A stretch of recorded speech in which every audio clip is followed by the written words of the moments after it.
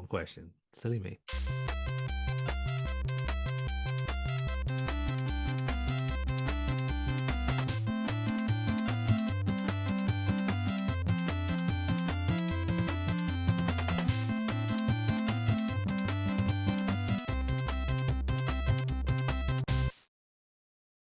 Welcome to Thinking Deeply About Primary Education, the podcast that makes time and space to think about pedagogy, teaching and learning, professional development, anything of interest to time-poor but enthusiasm-rich primary teachers.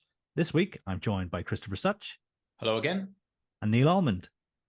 Hello. And the working title for this episode is What If Everything You Knew About Teaching and Writing Was Wrong? But first, Chris, what you reading for?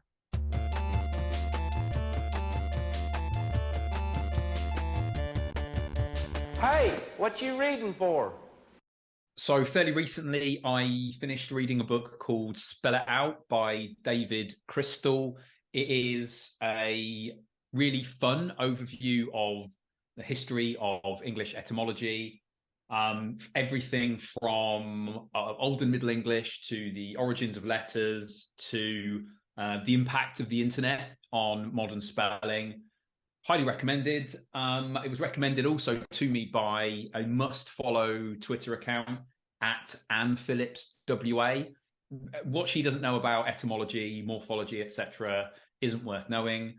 I learn a great deal from what she posts on Twitter. So yeah, I'd check out that book, and I would certainly consider following her Twitter account. What about you, Neil? What are you reading for?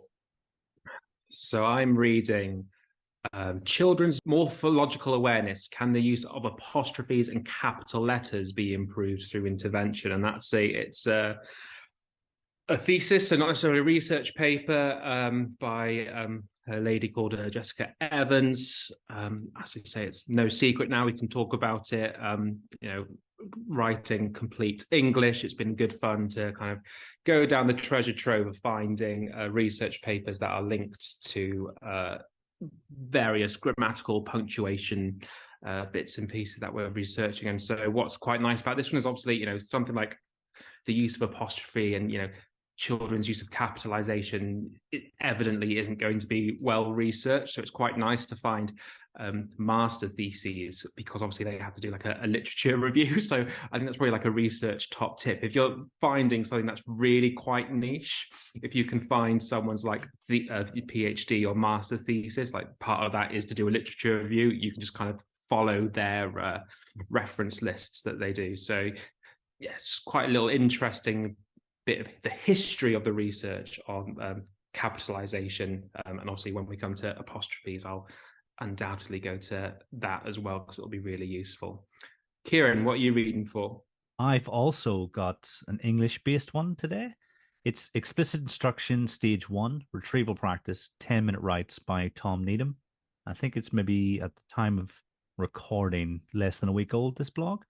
And he talks about how he gets his students to do these sort of intense 10-minute writes, and sometimes they're looking at what might the prompts be. And I know obviously when he speaks about writing, he's speaking to a secondary audience, but some of the stuff in that blog makes me think, might there be a place for this in the task that we set? And obviously I'll let you guys read that and come back to me on it. But it was obviously, Tom always writes really well, and I think there might be something worth looking at if you're thinking about writing in your school. Just out of interest, I've got another top hack for finding research papers. On Scholar, you can ask for an email when a certain author has been cited.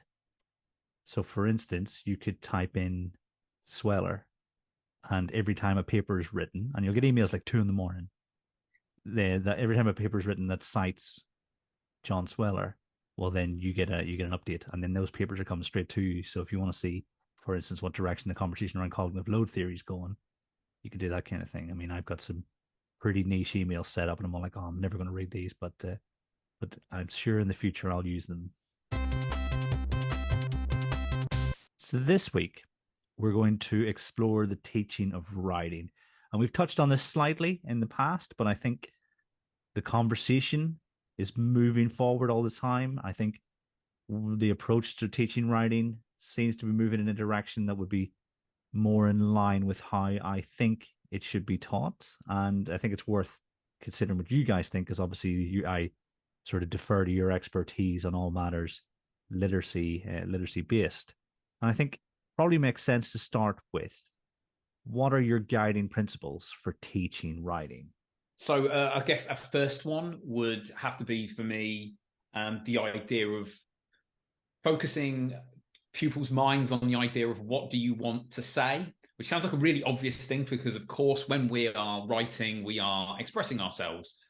But when you actually watch kids writing and when you actually ask them questions about what they're doing and what they're trying to achieve, so much of it is trying to perhaps focus on a particular type of sentence that they want to do, or focus on a bit of vocabulary they want to include, or trying to impress, or trying to match a model text that the teacher has put on the wall, that it can be often forgotten that they're trying to express something and that they've got this, you want them to have this idea and that you want them to then express it. And often there sometimes isn't that thought first of, okay, what do I want to communicate and how's best to do it? So constant, gentle reminders around, okay, well, what do you want to say, can be, I think, a really valuable starting point for pupils. Nice. Yeah, I've mentioned it, I think, a few times and on the podcast. I think it's been one of my What You're Reading For, and I've recommended it to Chris a few times. But Howell Evans is, do I make myself clear? Super, super good at really getting to the point of, taking writing apart and being like, actually, like, how clear are you making it? Like, what do you actually want to write? What's the purpose of this, and how successful are you being at that? And kind of, I think my first kind of principle like links to that, I think. And that's kind of almost like you would do with maths, and this idea of small steps, as we would do it in mathematics. I think you can definitely take the same approach to writing, and I think on the same instance, it's that idea, you have to walk before you can run, and certainly our approach to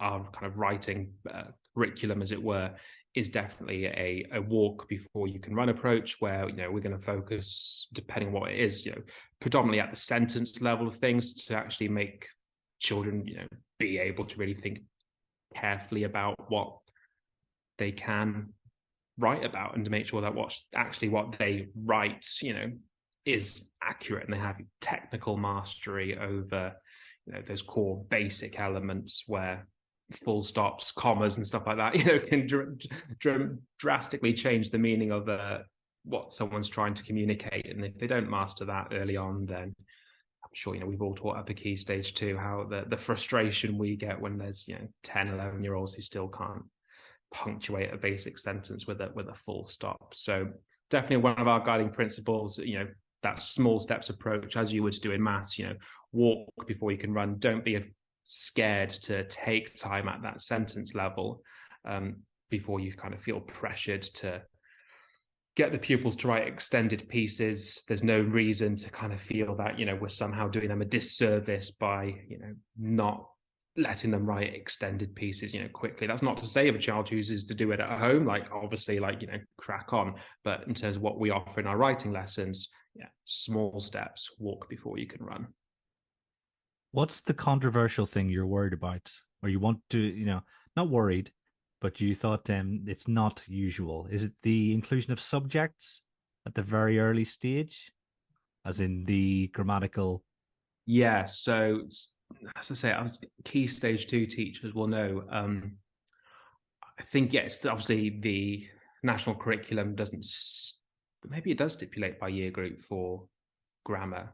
Yeah, it does. Yeah, so in year 6 in the national curriculum for grammar, it stipulates that at that point, students need to identify subject and objects within sentences. And you can argue over the definition of a sentence until the cows come home. But I think, I'm assuming everyone here would be happy that there needs to be a subject, there needs to be a verb that takes place within this group of words for it to be a complete thought and a sentence. And so it's just wild to me that basic fundamental concept of every sentence needs to have a subject is something that you then just kind of ask children to do when they're 11 years old, when you'd like them to have been writing in, full sentences and demarcating sentences. Ideally, if you could get every child doing that by the time they leave, key stage one, every teacher would be,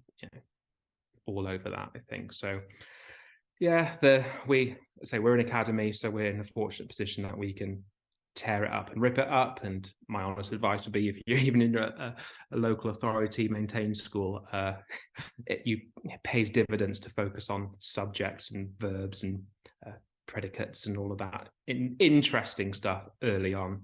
Just a little aside on that, it's fascinating how the national curriculum, in terms of expected terminology, as you say, doesn't require subject until year 6, and yet does require an understanding of passive voice. And so it doesn't require subject and object until year 6, but requires passive voice in either year 3 or year 4. It's like, well, how do you understand passive voice without a discussion of subject and object? It just goes to show that the terminology in the national curriculum has just been thrown in there rather than actually thought through, at least in that example. But I probably think across the board, yeah, in total agreement with you on that one. One thing I'd add to the kind of small steps idea, which is something I'm very much on board with, is we often kind of avoid this small steps approach because we want pupils to be creating longer texts, as you say, but we don't necessarily need to be offering pupils the opportunity to create the longer text of the form that we are after through our education. It's perfectly possible to be teaching writing in a really sensible way, and alongside that, in whatever year group, be giving pupils some occasional opportunities for free writing, because that's just a wonderful thing to do.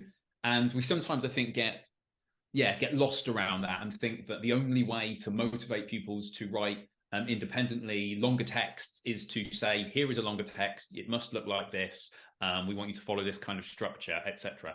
Actually, some opportunities for free writing, I think, goes a long way with that.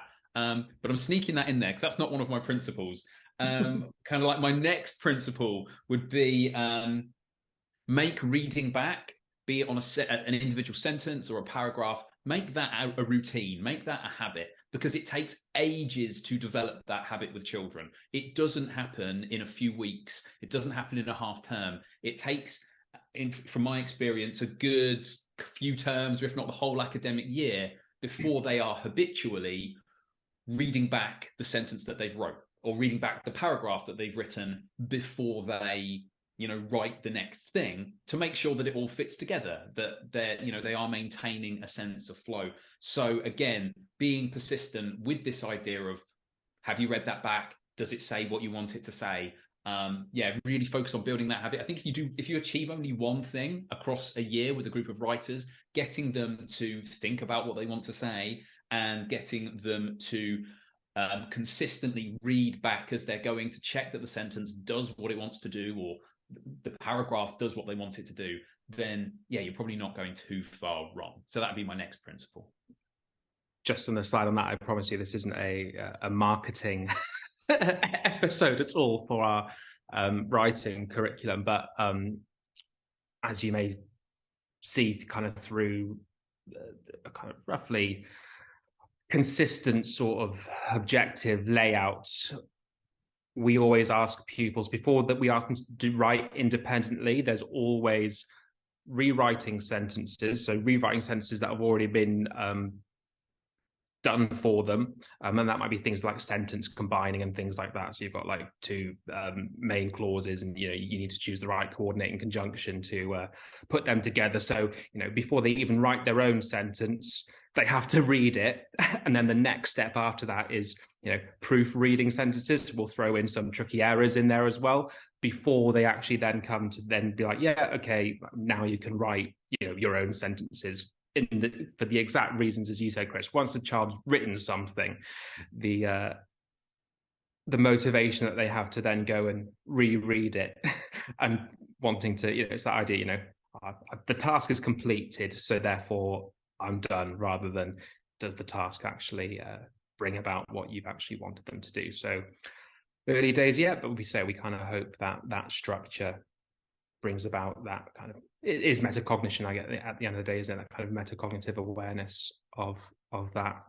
And I think linked before that as well, this is kind of our kind of second guiding principle. It's just this idea of talk.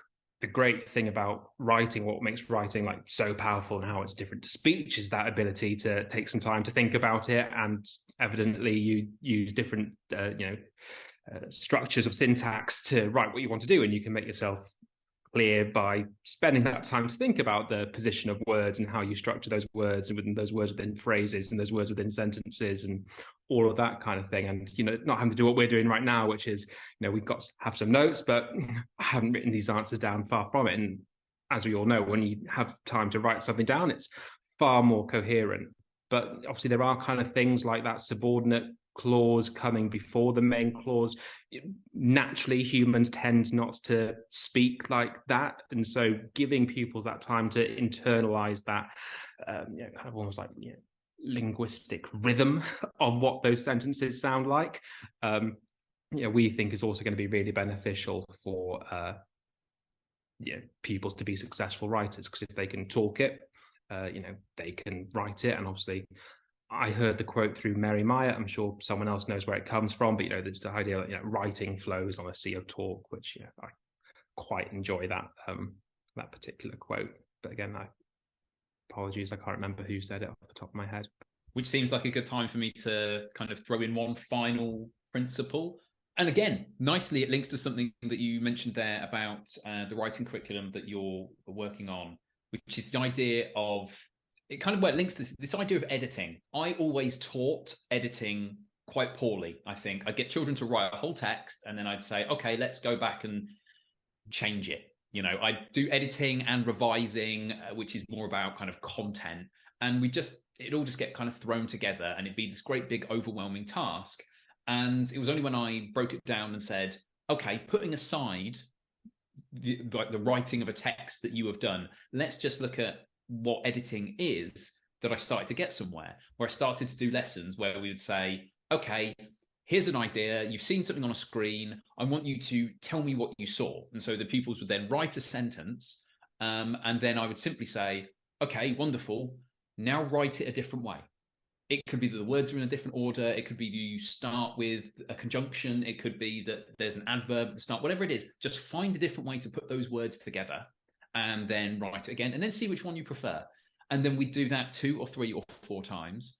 And this habit of recognizing that, sentences are there to be played with, paragraphs are there to be played with, and that at heart, editing is looking at a sentence and going, is there a way to do this that I prefer? I think you can build up that habit out away from, the kind of more cumbersome, more mentally taxing challenge of editing when you've got a whole text surrounding it. So my third principle would be, again, build habits around editing, but do that away from whole texts sometimes, so pupils get in the habit of having a go at improving an individual sentence. The last thing to say that's nice about that is, I think if you do that away from a text, it kind of takes the pressure off a little bit. If that's the first line they've written in a story, and there's another 50 sentences that come after that, and you ask them to kind of think about another way to write that sentence, and you're doing that from the get-go, they can start to think, well, do I have to do this with every sentence? How does this work? Whereas if you break that down, you're looking at kind of one sentence at a time, maybe something that isn't connected to something wider. It just takes the pressure off a little bit and allows them to play with the sentences in a freer way. And you can do that, of course, not just with sentences, but collections of sentences, paragraphs, etc. So that would be my third and final principle of the few that I'm going with now. My third one, and I've just kind of changed it slightly from what I think I mentioned earlier, but that's going to be the deconstruction and construction of writing models, because it's something that I tend not to, it's something I hadn't seen until I started working within STEP, and certainly hadn't come across this idea before. But it all comes down to this planning aspect, and I think it's quite common perhaps in primary schools that you've practiced a grammatical skill in isolation, and you're now working up to this application task where you may then provide children with a a model text, and then you kind of like go through all the features of what's in there, and oh, that's there, and isn't that kind of nice and lovely. And then you may get children to kind of like plan their own, and then that may be on a planning template, and then kind of children go and kind of write their own.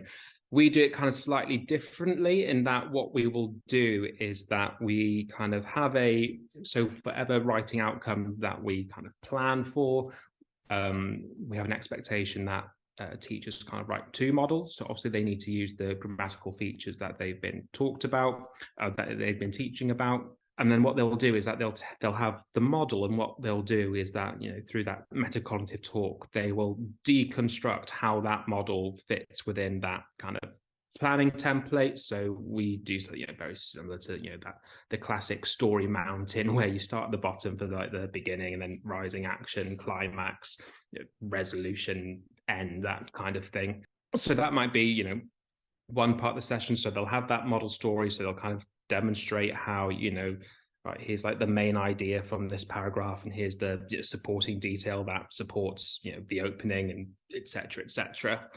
And then what the teachers will then do is that they'll then construct their second model from that plan, so they can kind of see that how that generic sort of ideas that may have occurred, or that kind of those deep structure features that you might be using and expecting children to use within the models that you're expecting them to write, how they've kind of been deconstructed into this planning template, and then crucially, how you then work with this planning template to make it a complete narrative or a complete kind of paragraph.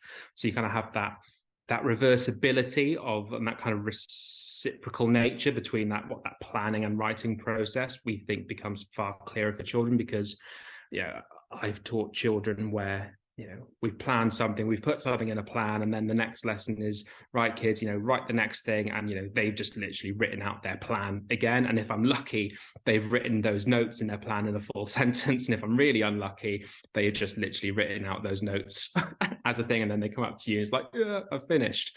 So having that kind of dual process of showing kids, right, this is how this model fits within this text structure, because obviously text structure is important, and, you know, there's obviously the benefits from comprehension as well.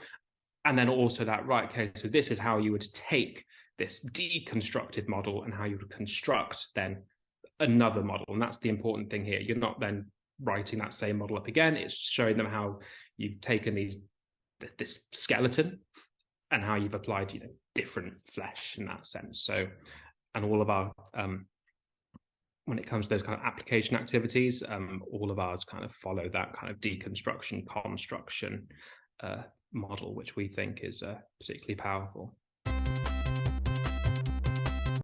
To what extent does primary teaching of writing match with these principles?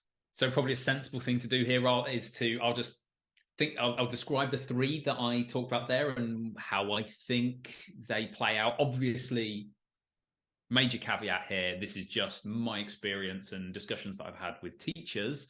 But that said, when it comes to this idea of supporting children to think about the key question of what do you want to say, I think teachers have some success with this. But if my practice is anything to go by, then I think generally there's a bit of an overfocus on the idea of wanting to impress or wanting to match exactly what the teacher has modeled. So I don't think that that idea is that embedded in schools. And if it is, or if you're not sure about it, it might be a really useful thing to do, to go into writing lessons in kind of year 5 or year 3. And as they're writing, ask them, like, what are they thinking about what they're writing, and just get a sense, are they focusing on what they want to communicate in a given moment and how they can best do it, or are they trying to use whatever set of vocabulary is on the list in front of them, or are they trying as close as possible to match whatever's on the wall? You can get a sense of that pretty quickly. So I'm not certain that that's particularly well embedded in most schools, but I'm sure that there are exceptions. Ditto with reading back. I think that's really variable. I've been in some year 6 classrooms where I've been astounded at how well the teacher has got children to to reread their work, to be focusing on it on a sentence level and a paragraph level, and really thinking, based on what I've written, what do I write next? Does it work? Does it fit together? And equally, I've seen classrooms with similar levels or with no particular underlying reasons why that could not have been achieved, where it isn't quite there. In terms of the idea of taking a sentence, writing it in different ways, and the value of that, I've only seen that in one classroom other than mine, and that's the classroom that I stole it from. So, I don't know. I don't think that might be, on some level, the idea of rewriting sentences, if we think about the kind of writing revolution style tasks that I think Neil alluded to earlier, I think that kind of stuff is about, and it's increasingly about. But the idea of, say, here's a sentence, express it in a different way. Think about what we've learned, express it in a different way. Brilliant. Now express it in a third way. Now express it in a fourth way. Which one do you like best and why? Which one gets as close as you possibly can to the meaning, and if you will, like the spirit of what you wanted to communicate there. So yeah, I don't know how common that is, frankly. Probably not as common as I'd like. Definitely one I think I'll be stealing and using, that idea. It's hard to know. Twitter is such a, 5% of all teachers? If that, now it's probably a little bit less, but since various changes and stuff like that, and who knows, maybe Mastodon has 6% of teachers now, who knows. I think it's potentially could be more common than we think out there. I think since cognitive load theory has kind of come to this point, I think people have kind of taken a step back and realized, gosh, writing is such a cognitively complex task to do that, we want, as I said, like we want kids to be thinking about, what am I writing and what am I trying to communicate? But I think certainly the position that we've taken on this is that kids could only kind of do that if they have, mastery over, transcription. It's the handwriting. They don't have to think about how they form their letters to actually, so they can think about the content and not think about how do I form these letters and spelling and as we talked about, sentence types do you want to use? How do you want to compose this sentence? How do I punctuate the sentence correctly? So that's everywhere we want to cover. We want to kind of create as much bandwidth, for want of a better word, that children can actually focus on that. I've certainly seen, I think, Sophie Bartlett and her colleague Rebecca, they've certainly written a fair bit about, writing revolution-esque type activities where you spend a bit of time, really focusing on the sentence. And it feels so obvious that, why on earth are we not focusing on the sentence for far longer rather than getting children to write longish prose? And when I say longish, I probably mean, anything that's more than, 2 or 3 coherent sentences that would fit together. So I think, there are some pockets of it. I think what makes it difficult for teachers / schools to adopt is, as I say, we use the Key Stage 1 and Key Stage 2, not the stats, but, the writing assessments at the end that come with that. At the end of the day, they don't really, marry with what we think good writing teaching would actually look like. And, evidently we're in a system and we have to play to that system. So I think, I think it's out there to an extent. I think leaders probably do want to do it more. And I think teachers and leaders probably know that that's what they should be done. But I think that fear of, Key Stage 1 writing moderation and Key Stage 2 writing moderation perhaps, keeps them from not making that particular move. Talk, I imagine it's probably out there quite a lot. I think most people appreciate and realize that it's clear, it's obvious. If you can't, writing is the transcription of the written word. If you can't say it, you definitely aren't going to be able to write it. And obviously, props to Pi Corbett and the Talk for Writing team. I've worked in schools that, use that very effectively, and kids really do internalize those sentence structures and then go on to use them effectively. So if you're a Talk for Writing school, you've been doing this for far longer than certainly I don't know how long Talk for Writing's been around. It's probably been around longer than I've been in teaching, I would imagine. So yeah, I think Talk is up there again based on my personal knowledge of schools and how they teach writing, this idea of like, deconstructing and constructing these models. It's something that only I've ever seen done and within our STEP schools. But again, that is not to say that someone out there also hasn't had that idea of, gosh, yeah, children really struggle to take their planning and write a narrative, or write a piece. Maybe if we show them how we take it from the planning to that, I'm sure. I'm thinking, in that book by Rob Smith, modeling it, great writing, I think it is. I haven't read it, but I'm no doubt that in there he probably mentioned something of that. So hard to know. I think many teachers would want to. I think what Chris and I have said is wouldn't necessarily go against any other people's principles of how to do it. I think teachers would quite happily teach from these principles. If Chris and I were, don't want to say fortunate enough to be asked to rewrite the writing curriculum for the national curriculum, I think we'd both be quite weary of that task and the pushback that might come from that. But I would imagine most teachers would be happy to kind of go from these principles. Yeah, I think we'd both admit immediately that there would be many other people far more qualified to do that than us, but we'd like to contribute. Don't get us wrong. On your point there, I think what you said there about the kind of deconstruction and then reconstruction, I think the reconstruction part of it, so here's a plan, it matches the text you're going to do, how do I create a model text from that? I think that's really common, but I think the reverse is really rare. I think that's the kind of I've very rarely have I seen schools go, here's my model text, let me show you how I turned that almost into a plan. That version isn't done as much. The plan exists. Like, people will say, like, here's the model text, and then here's a plan, like a boxed up plan. It's often called, here's a boxed up plan. We're going to go to and that matches the modeling that I'm going to do. I'm going to show you how I turn a plan into like a text when modeling. I think that's pretty common from my experience. But the reverse of that, of the kind of how you create the plan, I think that's really, again, there's nothing new in teaching. Someone out there's doing it, but from my experience, that's really rare and a really cool idea. I mean, one of the things that stands out to me, and I don't know, I can't remember if we mentioned this last time, but I reckon most writing curricula are based around when are we teaching newspapers, when are we teaching instruction texts, and that kind of thing. Despite next year being the 10th anniversary of the national curriculum, and every time I see text types coming up, I'm thinking, this is the cart leading the horse, and like, as you guys describe it, is a much more effective and efficient way of making proficient writers, I think. So I think to what extent does primary teaching match these principles? I was a bit reticent to call this episode "What If Everything You Knew About Teaching Writing Was Wrong," because I might be offending tons of people who have to live, this is their lived experience every day, and whether they want it or not.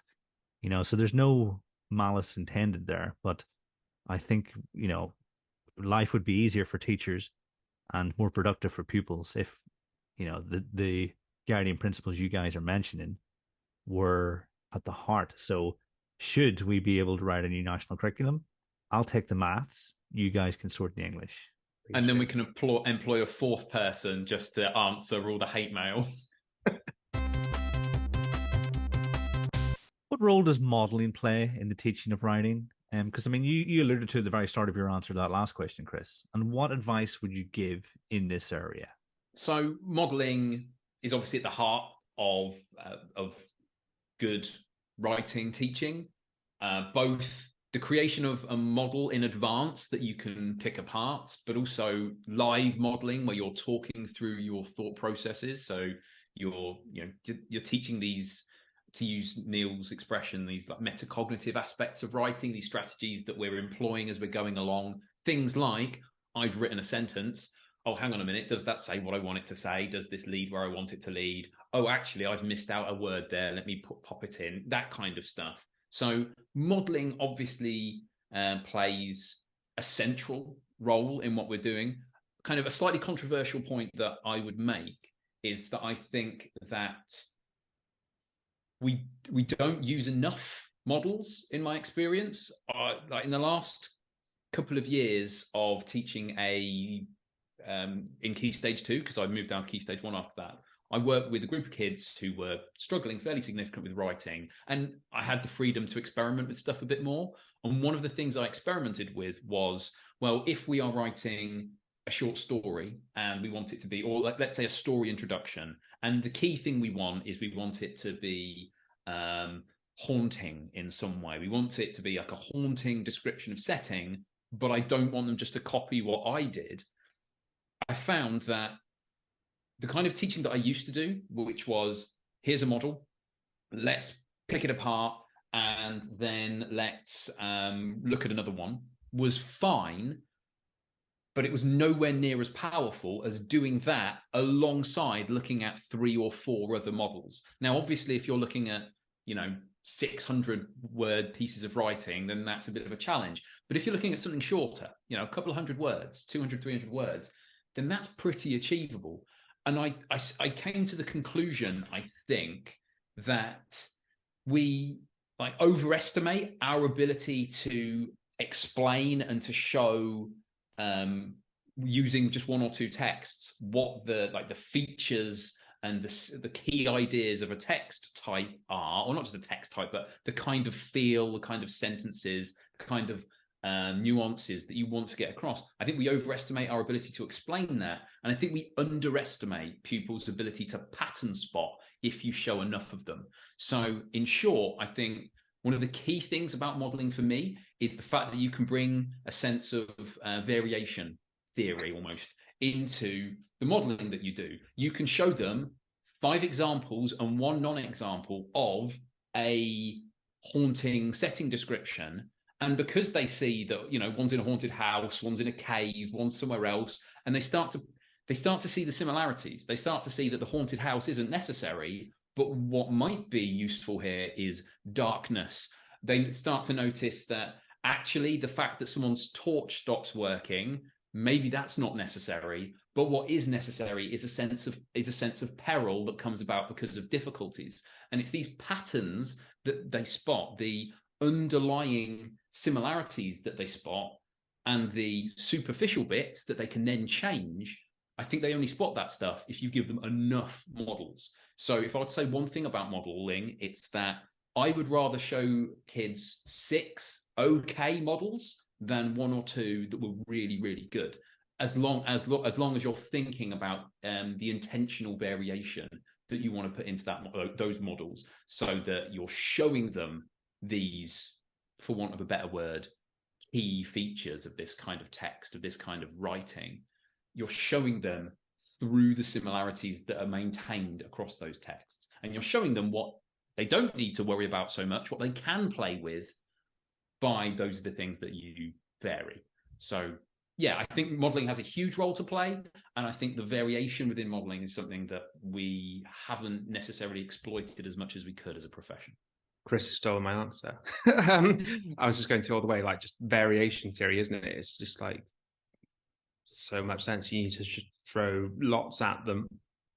And obviously you need to, have those have different models on that continuum of, those boundary conditions of, when it just is, when it, is getting too far, everything in between, and obviously when it's not, and showing children what those look like. And that doesn't mean to say, obviously, that they need to pick apart every single one. You might just kind of focus on picking apart one of those in detail, but, you might then, that's where you want to be as primary school teachers. We're lucky, your reading lesson for that day might just be, right, let's read these 3 or 4 different model texts and of, say in this case, haunted houses, whatever it might be, cause that's what the children know, that's what they're going to focus on.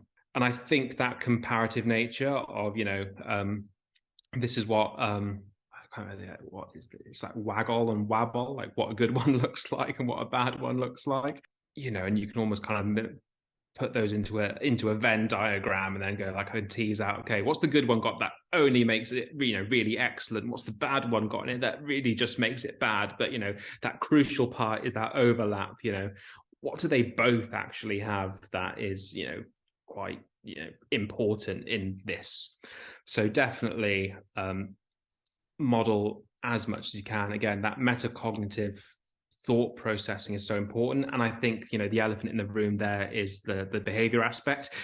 Kids need to be able to sit and watch and listen for a good, extended amount of time while you go through that process. If children aren't at that point yet, you modeling a little bit whilst, and trying to be metacognitive and that, oh, is there a thing there? And, oh, maybe I should put another word in there.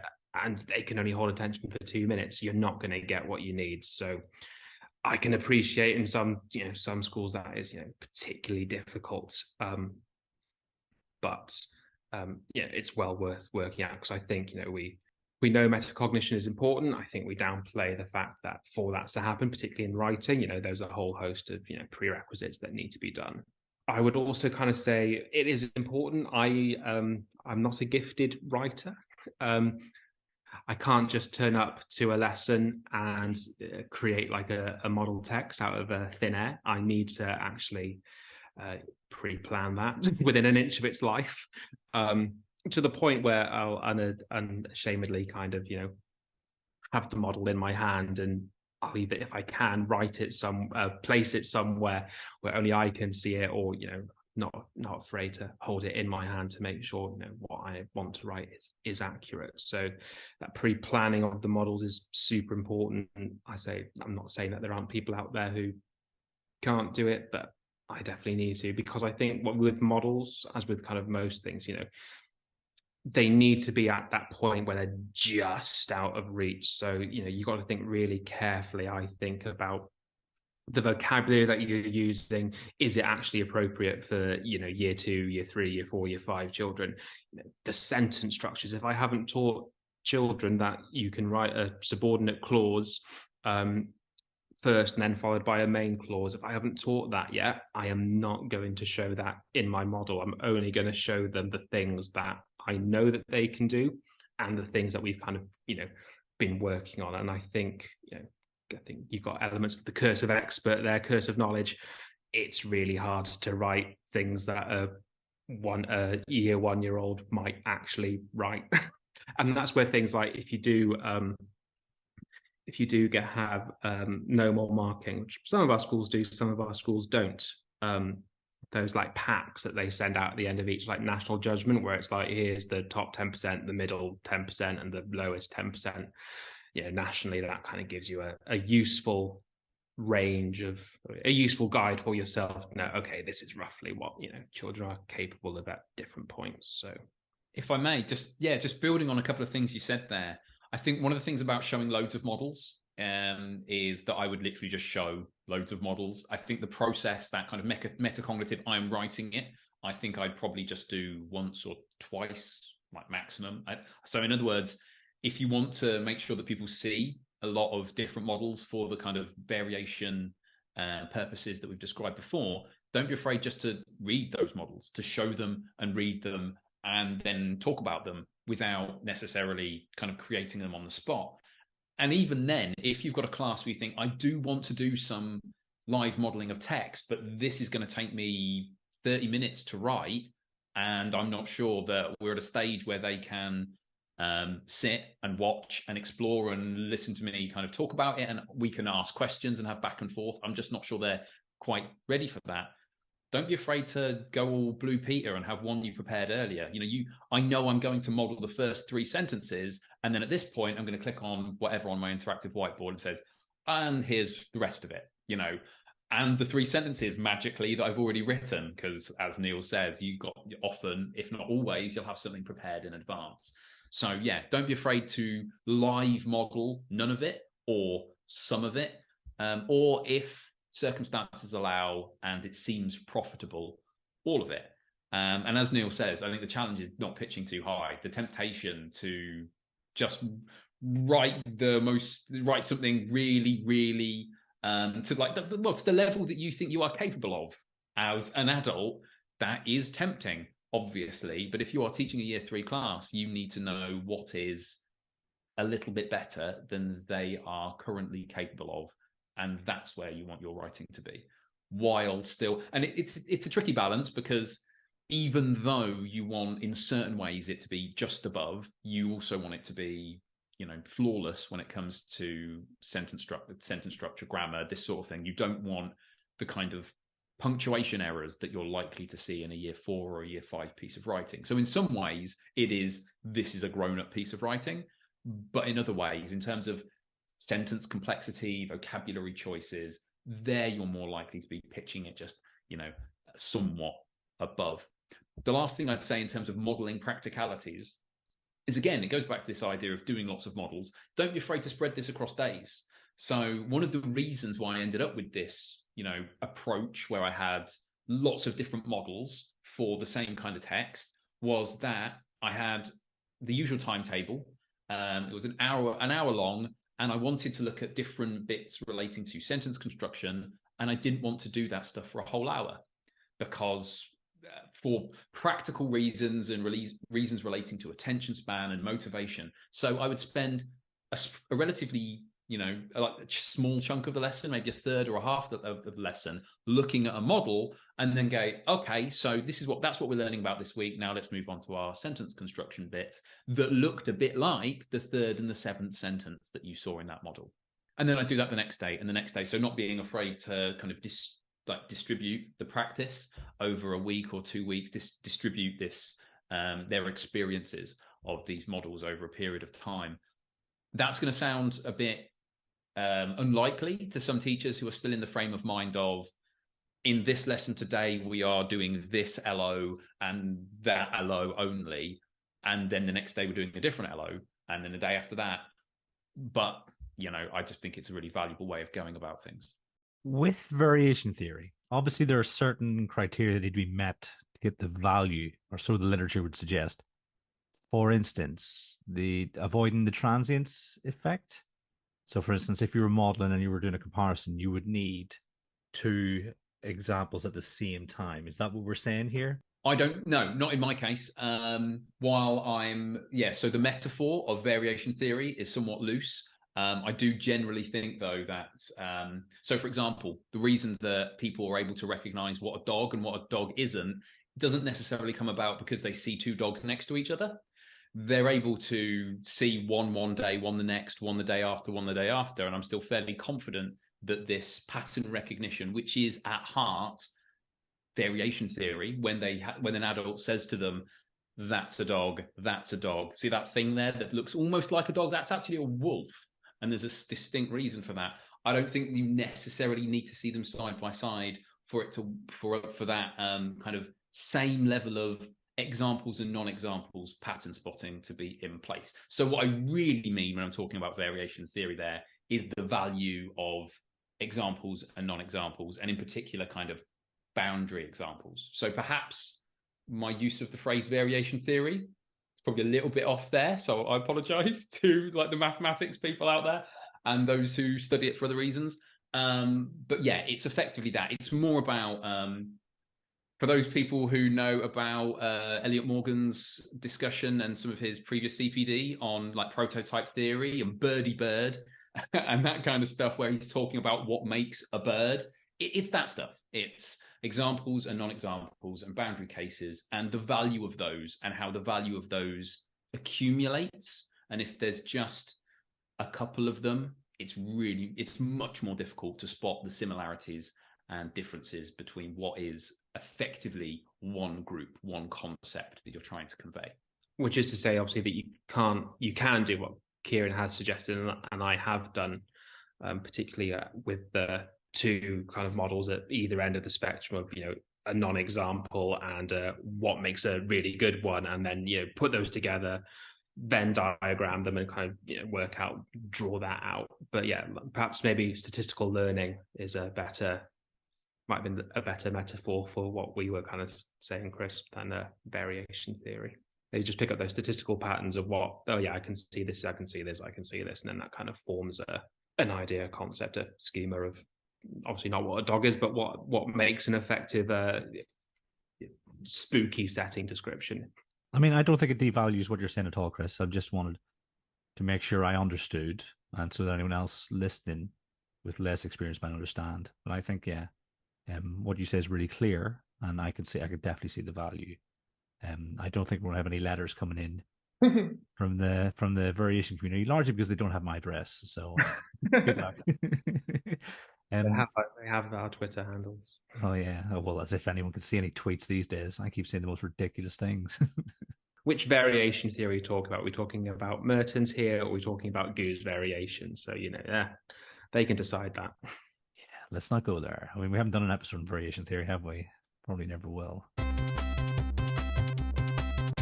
I mean, I'm not sure how much this we covered. There appears to be a bit of a trend towards a greater focus on sentence construction in general. You guys are saying things like the writing revolution, the way, obviously, the work you guys are in a step, and the way this conversation's gone. What are the advantages and potential pitfalls of this? I think, obviously, the advantage is that, I think I mentioned it before, that halcyon dream of an upper key stage 2 teacher not having a year 6 child who still can't do, capitalize the start of a sentence and punctuate the beginning of it and punctuate the end of the sentence. I think it also then means, as I said before, thinking about how you might think of this in terms of cognitive load theory. If you automatize these elements of grammar and punctuation through kind of deliberate practice at this kind of sentence level, then you get it's Chris Daisy's marathon analogy, isn't it? It's a perfect one for this. You don't get excellent writing by getting kids to just do lots and lots of longish writing. You do some, you do the core body strength. I've never run a marathon or trained for a marathon, so this is by no means, disclaimer here, this is not what an actual marathon training program would look like. Obviously, you do core body strength, you do some weight stuff, you think about the diet as well and what you're eating, and you do little bits, short bursts of running, so short bursts of writing, longerish pieces of writing, but never actually the finished. I know one thing I do know is that they say never run a marathon before you've actually run your marathon, if that makes sense in terms of the training. So I think from that, that analogy works perfectly here. The advantages, I think, are that you can get to where you want children to go, as long as you actually you keep that end game in mind. I think one disadvantage or potential pitfall, if you don't have that end goal in mind, then you could actually have children who don't go through actually writing very much, and then the accountability measures that come with that from writing moderation. Unfortunately, there does seem to still be an idea of it's not explicit, but kind of assumption that if you're just demonstrating a couple of paragraphs for your evidence, a moderator may go to you and say, yeah, but is that really sustained writing? Because there's that phrase there, isn't there? Sustained. And sustained means something different to loads of different people. So I guess kind of just wrapping up that, because I feel like I haven't explained that very well. The advantages are that it gets you where you actually want to go. This idea of actually deliberate practice to provide pupils with that cognitive capacity to think about what it is that they want to write and how they want to write it, which is obviously what we want and what we want writers to be. A potential pitfall, obviously, keep your eye on that end game. You are expecting them to run marathons, so you need to let them run the marathon. If you only keep them on the training program, that's not going to be helpful. Yeah, I'd largely echo lots of that. I think there are bits aside from that as well. So one of the things when I talk about this idea of focusing on sentence level or paragraph level, but particularly the sentence level, is people saying, what about expression? What about creativity? And the thing that I kind of want to say back is that, well, the unit of expression is not the text. Not always. It can be. That's one way of expressing yourself with an entire text. But the unit of expression can be a sentence. The unit of expression can be a phrase. It can be a short paragraph. You don't have to write a whole text in order to achieve a goal, to express yourself, to be creative. So I think there needs to be a mindset shift about what sentence construction is, because I think there's like, and this kind of ties into the negative side of it, which is that I think some start to think about sentence construction as like only the basics, only the nuts and bolts that lead somewhere, and it absolutely is that. It is useful to think of that as the components that build to something bigger. And in that sense, I absolutely echo what Neil says. I'd also kind of just add on to that, and I know this is something Neil thinks as well because we've had this discussion before, but as well, there is, writing is the construction of the sentence as much as it's the construction of the whole text. So yeah, like the expert writers, they are still agonizing over sentences. They're still writing on the level of sentence by sentence by sentence. It's not that they're so expert now that they're just thinking about what the chapter's going to look like and how the plot's going to develop. No, 90% of what they're doing is still on the sentence level. So we need to rethink how we teach writing around the construction of sentences, not just as a preparation for something larger, but because that's what writing is. Because the unit of expression isn't only the text. The sentence really is, in and of itself, a powerful unit of expression. And yeah, that's something I firmly believe. I think I managed to get the letter P at the start of 11 consecutive words in thinking deeply about primary mathematics. That's the kind of level I'm thinking when I'm writing a text. How long can this alliteration be? obviously BoJack Horseman, and they have quite sort of sharp bursts of this alliteration that will last for maybe upwards of 30 seconds. And I'm thinking, oh, God, how can I recreate this? But if I had my time again, I would definitely be thinking along the lines of the sentence. And I suppose I've got quite a large piece of writing to do and then over the next 2.5 years. So perhaps it's come at the right time, this lesson, because the person I used to be, or the writer I used to be, and the writer I am today has definitely changed from meeting and talking to you guys. Yeah, I mean, if you take the first letter of every paragraph in my book, they make an anagram, which altogether is an anti-thinking deeply about primary education screed. I was angry with you at the time. I can't remember why. But yeah, so just a lovely little Easter egg for people interested. That's okay, because if you read my book backwards, you don't want to know what it says about you, Chris. Oh, I know. A bit left out now. Don't worry, Neil. Whenever your curriculum book comes out, I'll put messages in it too whenever I'm doing the proofing. Oh yeah, Neil Almond is the only non-education researcher that's in my index, and if you'll notice that it's page 666, despite the fact that the book only has 192 pages. So yeah, Mr. I'm not a good writer, but has probably the most successful blog out of all three of us here today. Not that my blog was ever in the same league as you two. There's tons to think about there, particularly on a classroom level and on a subject leadership level, and even perhaps from a school leadership level. I think if you're thinking deeply about your approach to writing, there's tons to take away there, even if you don't want to change everything overnight. Some of those guiding principles could be really helpful in the short term. All that's left to do is say thank you very much for joining me. Thank you very much, Chris. Always a pleasure. Thank you, Neil. Loved it. Thank you so much. And to everyone at home, until next time, thanks for listening.